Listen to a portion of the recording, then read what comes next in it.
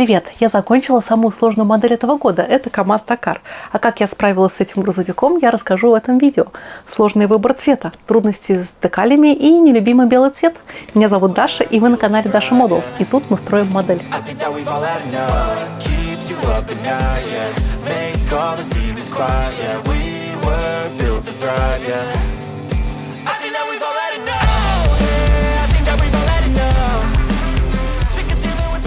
И начнем с буксарта. И он представлен живописным рисунком Андрея Жирнова, о чем свидетельствует вот эта вот подпись.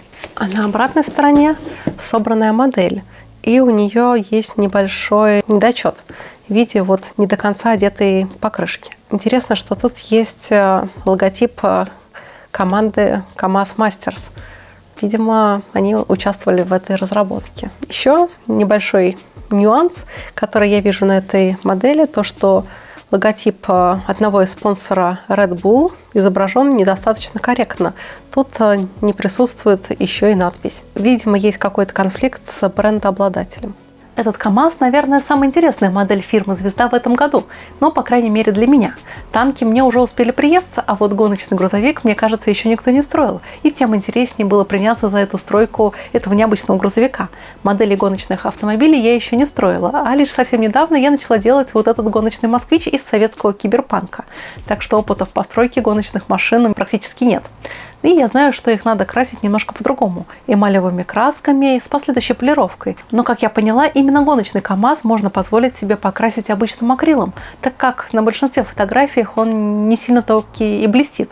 Моделист не должен бояться экспериментировать, а даже наоборот. Так что работа над этой моделью для меня немножко авантюра, что делает работу над ней еще более интересной. А внутри нас ждет инструкция и декали, и также схема окраски, ну и очень много деталей. Сейчас я покажу вам все поподробнее. Но самое интересное — декаль. То есть она настолько огромна, что даже, наверное, половину грузовика не надо окрашивать. И, кстати, кто волновался по поводу именно Red Bull, все есть. Мы можем собрать очень аутентичный грузовик, потому что декаль придется приклеить на декаль. Наверное, это будет довольно сложно, так как большие декали всегда не просто переводить на модель. И схема окраски. И тут предлагается покрасить грузовик, соответственно, в белый, синий цвет.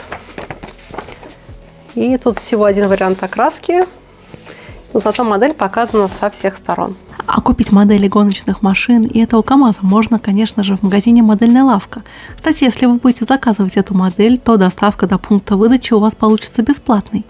А используя этот промокод, вы получите скидку в 500 рублей на свой первый заказ. Ссылочка на магазин и промокод, конечно же, будет в описании к этому видео. Посмотрите, какие пружинки, какая очень сложная подвеска у этого грузовика.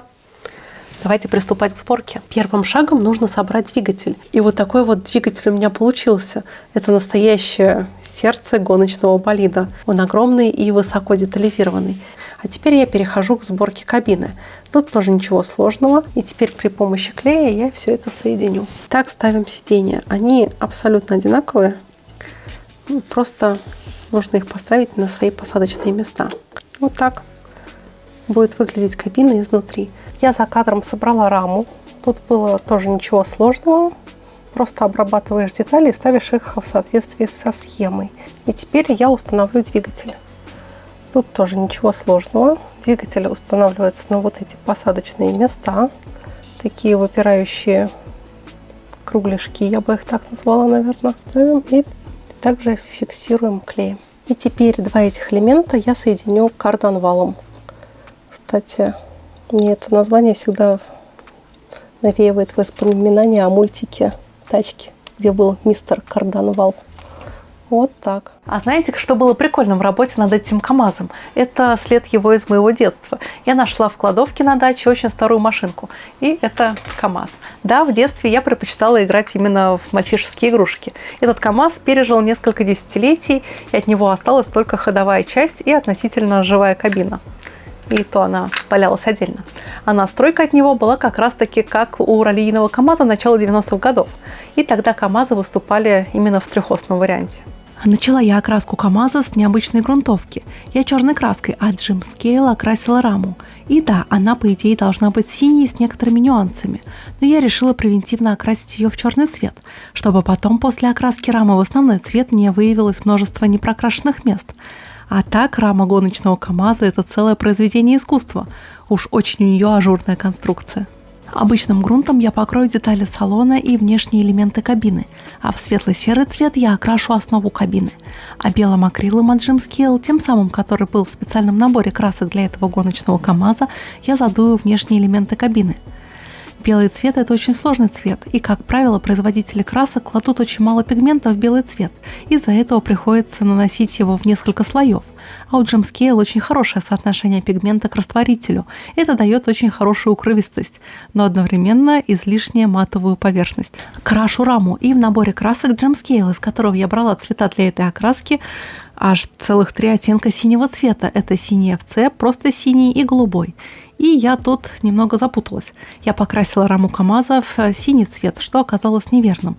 А после просмотра своих фотографий, которые я сделала на выставке техники на ВДНХ этой весной, я выяснила, что правильный цвет для рамы – это темно-синий цвет, а именно синий FC. И после неправильной окраски рамы я решила покрасить внутренности кабины. И для этой работы я использую кисточки. Я окрашу в нужные цвета приборы: пол кабины в алюминиевый цвет и кресло в черный. И я не стала делать ремни на креслах, так как на собранной модели их совсем не будет видно, хотя на приборы я приклеила декали, хоть их тоже совсем не будет видно на собранной модели. И очень рекомендую подписаться на мой Дзен-канал. Там каждый день выходит видео о моделизме и военной и гражданской технике, а также я публикую обзоры мероприятий, которые посещаю. Ссылочка на Дзен есть в описании, а в моей группе ВК вы можете поделиться в сообществе, которое насчитывает уже почти 12 тысяч участников, своей работой и получить конструктивную критику. Также в ВК выходят регулярно мои видеообзоры. А чтобы не потеряться во всем этом многообразии контента про моделизм, рекомендую подписаться и на мой телеграм-канал. Ссылочка на ВК и телеграм есть в описании к видео. И настало время исправить свои косяки. Я перекрашу раму в нужный цвет, в синий FC, и наношу необходимый цвет я прямо на базовый слой. А вот так выглядит модель в полуготовом виде. На боковые панели я нанесла просто синий цвет. А зачем нужен голубой в наборе красок от Jim Scale, я так и не поняла. А КамАЗов в этом году я построила просто огромное количество. И начался год КамАЗов с постройки тягача с новейшей кабиной. КамАЗ для дальнобойщиков. И покрасила я его в фантастический голубой цвет. А после этого КамАЗа я решила построить еще один такой же КамАЗ, только белого цвета и с прицепом. И фура получилась просто гигантского размера и довольно-таки грязной. И после этих 2 КамАЗов я сейчас строю еще один точно такой же грузовик моего не очень любимого белого цвета. А также вот этот гражданский самосвал в непривычном для гражданской техники 35-м масштабе я построила этой весной. Это тоже довольно знаковая модель этого года. Потом я сделала небольшой перерыв в постройке КамАЗов и после отдыха сделала зенитный комплекс на шасси 4-костного КамАЗа фирмы «Звезда» в 72-м масштабе. И это самое популярное видео на данный момент. После военного КамАЗа я собрала гражданскую версию 2-осного вездехода марки КамАЗ. А далее я покрасила 3-осную версию Мустанга в военном варианте. И год КамАЗов закрывает этот необычный в моей коллекции грузовик КамАЗ для ралли. А видео о постройке всех этих грузовиков вы можете найти у меня на канале. Но этот год еще не закончен, так что, может быть, еще какой-нибудь КамАЗ появится. И вручную прокрашу амортизаторы. Вернее, вначале я из аэрографа алюминиевым цветом нанесла основу, а сейчас кисточками я окрашу в красный цвет пружины. И, к слову, у «Звезды» такие детали получилось отлить очень даже феноменально. Я хочу обратить внимание, что пружины и амортизаторы – это одна деталь. И также окраске подвергнутся агрегаты системы охлаждения, если я правильно распознала эту деталь. И с этой деталью я поступила аналогично, как и с амортизаторами. Я из аэрографа нанесла базу и вручную теперь прокрашу трубы. КамАЗ гоняется по пустыне, а это значит, что песок должен забивать протектор у резины, чем я и займусь. Пигмент я втираю в протектор пальцами и также убираю излишки. И вот сейчас этот гоночный болид выглядит даже без кабины весьма футуристично.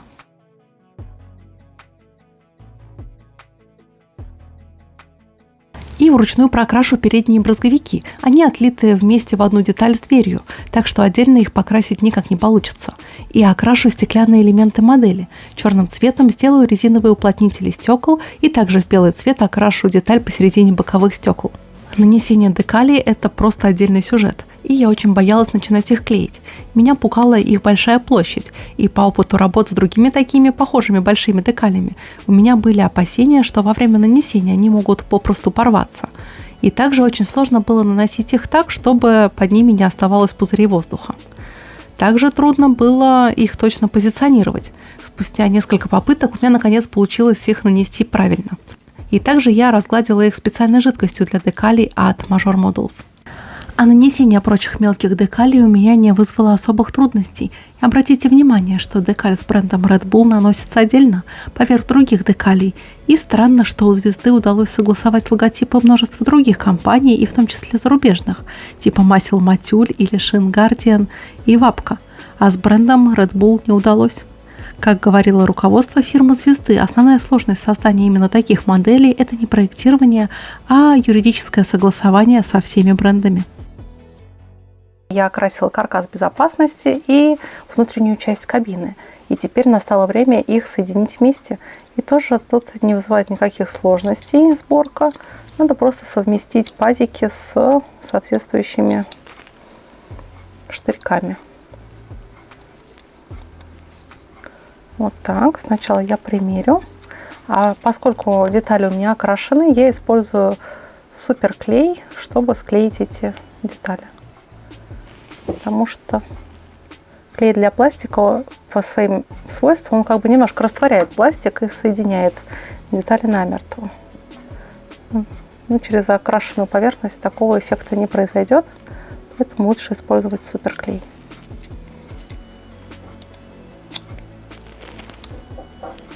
Несколько секунд, и клей высыхает. А теперь я установлю заднюю часть уже внешней части кабины. Она тоже окрашена. Теперь я ее примеряю. Вот так. И тоже на суперклей в пазике аккуратно промазываю. Все, эта часть сборки закончена. Настоящий гоночный КАМАЗ я успела разглядеть на выставке, посвященной российской и белорусской промышленности на ВДНХ весной этого года. Правда, помимо меня на этой выставке была еще просто огромная туча народа. Так что кое-какие кадры я смогла сделать, благодаря которым я смогла чуть более точно воспроизвести некоторые детали этой модели. И еще один сложный момент в работе над этой моделью – это окраска передней облицовки кабины. Тут очень много экстерьерных деталей, которые нужно окрасить вручную. И сделать это сложно ввиду неразвитости рельефа. В частности, мне надо окрасить черную окантовку серым, покрасить заглушки и металликом покрыть светоотражатели фар. А еще я решила вручную покрасить логотип КАМАЗа, так как не хочу для этого шага использовать штатную декаль, так как есть сомнение, что она плохо ляжет на рельефные буквы. А какой же КАМАЗ без экипажа? А у меня еще с лета лежат и ждут своего часа выращенные на 3D принтере фигуры фирмы OVB. И ссылочка на их группу в ВК я оставлю в описании к видео. И я выбрала самого симпатичного пилота с роскошной шевелюрой. Вот его-то я и покрашу. А для росписи фигурки я использую темперные краски. И тут все просто. Вначале на загрунтованную поверхность я нанесу синий цвет комбинезона. И, кстати, на фотографиях пилотов на комбинезонах очень много нашивок. И эту деталь я решила упустить, так как расписывать вручную все нашивки у меня точно не получится. Тут нужны декали. Так что я ограничусь окраской лица и волос и нанесением теней, а также выделением рельефа методом сухая кисть. И вот мой пилот гоночного КАМАЗа готов. А теперь настало время нанести кучу декалей и на саму кабину. И тут, как принято, у гоночных машин присутствует огромное количество логотипов спонсоров. И ведь логично, ведь гонка – это в первую очередь маркетинговое мероприятие. А также на КАМАЗ я нанесу оптику от фирмы 3A Studio, и ссылочка на группу ВК будет в описании к видео. А помимо оптики для гоночного КАМАЗа они делают и осветительные приборы для других моделей. А сами главные фары состоят из двух деталей. Это прозрачная часть и окантовка.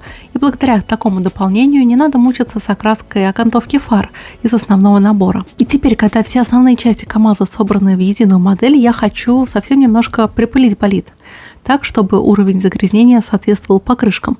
Делаю я это при помощи сухого пигмента. И вот такой болид у меня получился. Это самая сложная стройка этого года. Надеюсь, это видео вам помогло в освоении нашего хобби. А если у тебя есть друзья, которые не знают, что такое моделизм, то расскажи им об этом хобби при помощи моего видео. До новых встреч. Пока-пока.